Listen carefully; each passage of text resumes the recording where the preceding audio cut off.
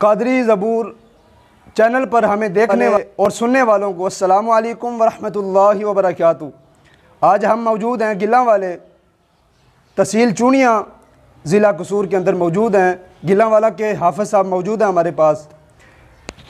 हाफ़िज़ साहब का जवाब दें कि नमाज ज़रूरी है या काम ज़रूरी है?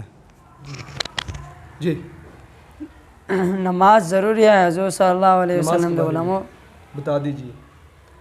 वो पहले वाला जो आपने बताया था। हुज़ूर सल्लल्लाहु अलैहि वसल्लम के उलमा नमाज पढ़ने में बरकत है। नमाज पढ़ने में रिज़्क़ की बरकत है। नमाज पढ़ने में दिल ते नूरानियत रहती है। कब्र विच नमाज दा पहले सवाल होया जाएगा।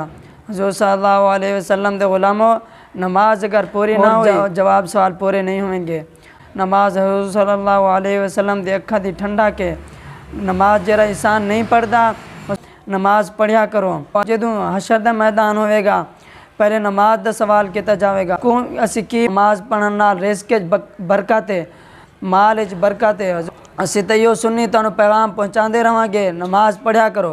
सलात व सलाम अलैका या सय्यदी या रसूलल्लाह, सलात व सलाम अलैका या सय्यदी या हबीब अल्लाह व अला आलिका व असहाबिका या सय्यदी या नूर अल्लाह। अस्सलामु अलैकुम व रहमतुल्लाह।